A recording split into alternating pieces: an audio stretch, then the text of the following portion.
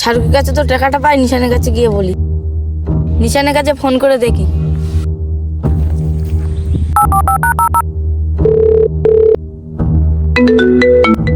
কে phone করলো? অসময় আবার সুহান ফোন করলো। হ্যালো নিশান, কোথায় আছিস? এখানে আছি সুহান, নিমতলায়, চলে এসো। আচ্ছা আমি যাচ্ছি।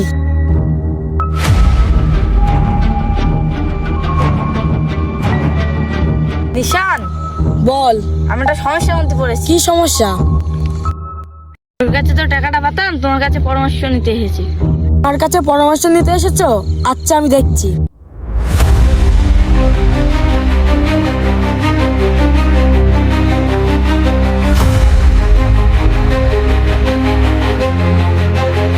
হ্যালো শাহরুখ। হ্যাঁ বল। হ্যাঁ আমি কিছুক্ষণ পর যাচ্ছি। যাই, কেউ কি বলে দেখি আমি।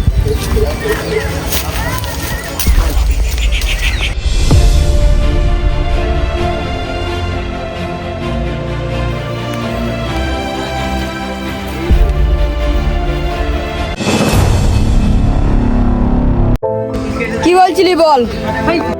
টাকাটা তুই কবে দিবি? এইভাবে চলে যাই, বল টাকাটা তুই কবে দিবি? আমি তোকে টাকাটা দিতে পারবো না, তুই যা করার কর, নিয়ে যা। নিশান, তুমি আবার যা করার করে নাও। ঠিক আছে আমি চলে গেলাম।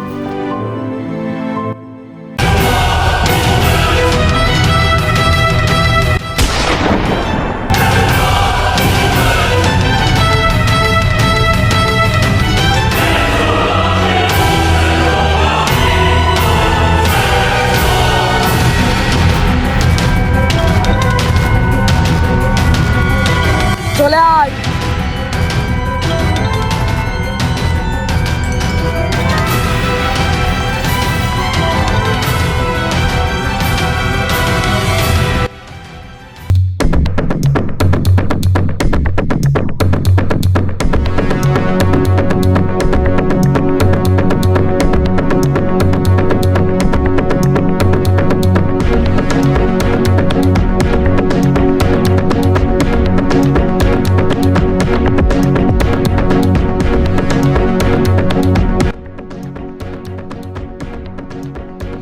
চলো, আমাদের কাজ শেষ।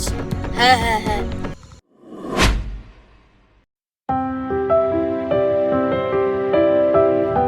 এই এটা কি লাশ মনে হচ্ছে?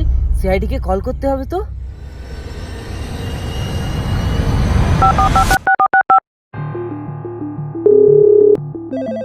এই অসময়ে আবার কে ফোন করলো? Hello, SP পদ্মমান hair. সিআইডি, এই গণকপুরে একটা ভেড়ির ধারে একটা লাশ দেখতে পেয়েছি, আপনারা এখানে একটু আসবেন, তাদের চলে আসবেন। কি গণকপুরে একটা মার্ডার হয়েছে? আমরা বেরোচ্ছি। এই তোমরা সবাই চলো, গণকপুরে একটা মার্ডার হয়েছে, আমাদেরকে এক্ষুনি বেরোতে হবে। চলো চলো। চলো। শুনলাম নাকি ওই পাড়াতে একটা মার্ডার হয়েছে। ওই মার্ডার? আমি তো শুনিনি। ফোন করেছিলেন এখান থেকে? হ্যাঁ আমি ফোন করেছিলাম ওখান থেকে। লাশটা যখন দেখলাম গায়ের লোম শিরে শিরে। ওই দেখুন লাশ, ওই দেখুন। তোমারটা স্বামী, দেখো তো পকেটে পাসপোর্ট কিছু পাও কিনা। ঠিক আছে। নাম শাহরুখ মন্ডল, গ্রাম বেলগড়িয়া। আমি এর ব্যাপারে ইমিডিয়েটলি তদন্ত করে দেখছি। দেখো তো আশেপাশে কিছু কুলু পাওয়া যায় কিনা। ইন্সপেক্টর শামিন, তুমি এদিকে দেখো। ইকান, তুমি এদিকে দেখো।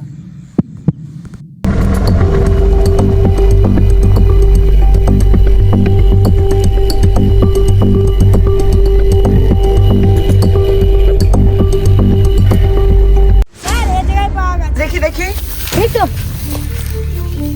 তুমি স্বামী এটা দেখো, পঞ্চগুলো পাঠার দেখো, এবার যদি জানা যায় কিনা। যদি জানা যায় তাহলে আমরা খুনি কাছে খুব শীঘ্রই পৌঁছতে পারবো।